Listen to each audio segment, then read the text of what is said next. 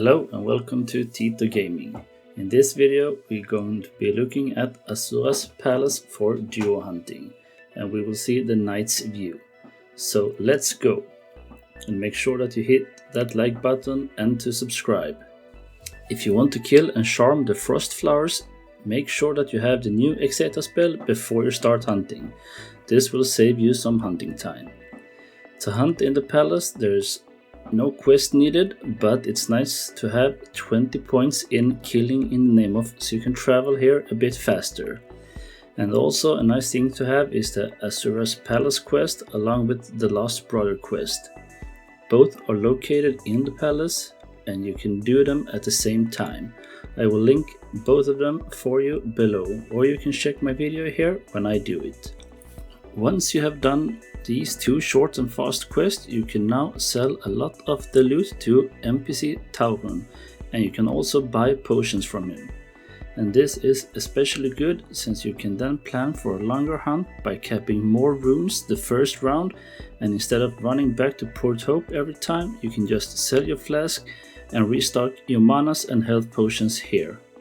To start hunt here, I would say a minimum of level 130 if you have a good druid, but I wouldn't recommend it. I think you can get a lot better experience on other spawns such as geysers and lava lickers before you come here. My recommendation would be level 200 when you get the destruction weapons, so you can have an extra life leech. And I would use a physical weapon here since this is the best balanced weapon for the spawn and because frost flowers are immune to ice. For supply, as a knight, I take around 200 supreme health potions, some thunderstorms rune, and filled up the rest of my cap with manas. The druid should cap as much thunderstorms as possible and fill up the rest with ultimate mana potions. If you don't want to kill the frost flowers, you can change the thunderstorms for avalanche instead. So for the knight's equipment, I would say that you need as much physical and death protections as possible, since these are the main 2 damage you will take here. And for the druid, you just want as much magic level as possible.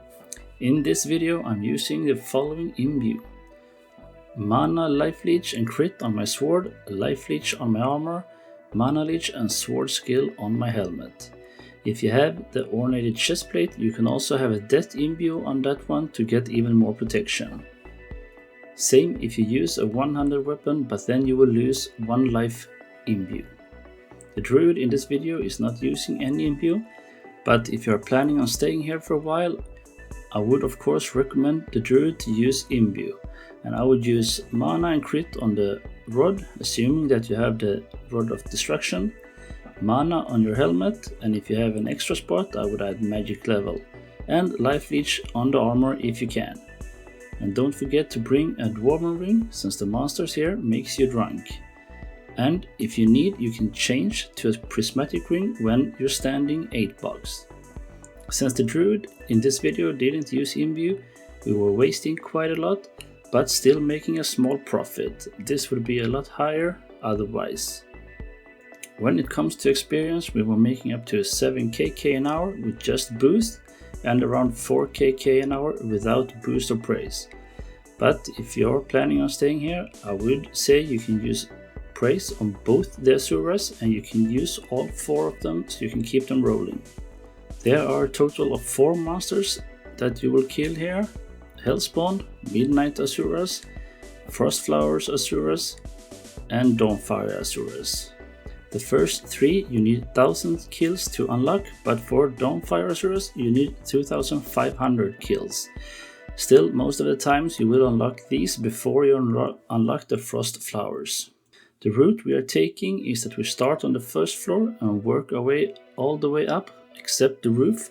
Then we run back to the first floor again, and after we go down to the basement and start all over again. I'm sure there are better routes to take here, but I think we find a good one with some nice spots for the knight to always stand on. And at some spot the druid can even use wild growth to avoid having any monsters on him. So I hope you like this video, and if you do, please hit that subscribe button and give it a thumbs up. That will really help a lot with the YouTube algorithm, and it will also make me very happy. If there is any particular spawn that you want to see or want me to show, please let me know in the comment below. And like always, happy hunting, and until next time.